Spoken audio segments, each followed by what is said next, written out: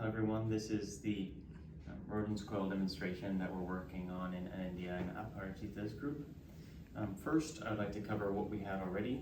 This is a DC power supply connected to an older model of Rodin's coil that we had from previous years. The basic principle is that of an induced magnetic field. So as we run current through this, according to the right-hand rule, there will be a magnetic field generated around the wires.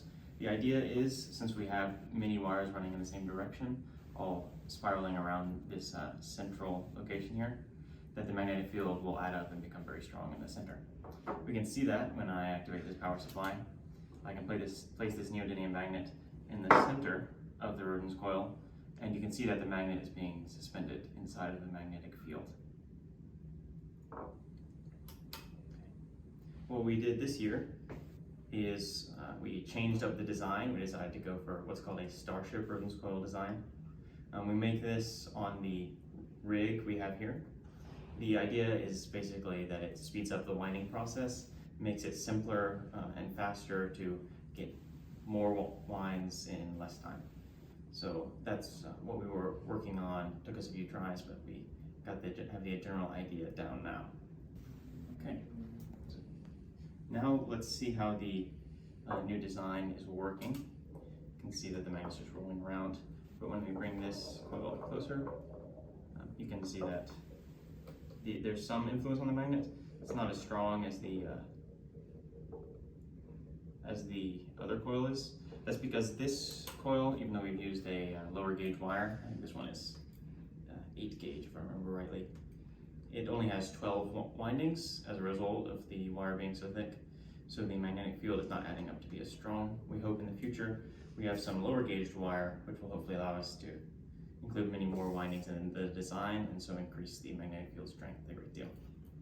Another benefit here, though, that you can see is that this coil is much larger.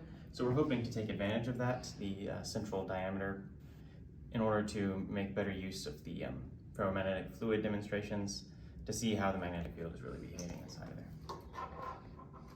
Next, we can take a look at exactly how we make this sort of coil. The idea is we have 12 pegs here, one for each point.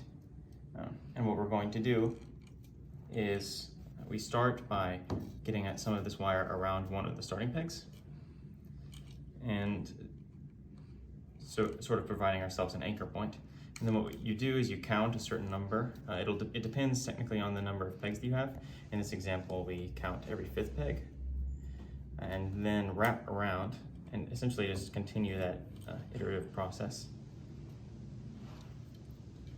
until you can eventually wind up, as you can see, the star shape is forming.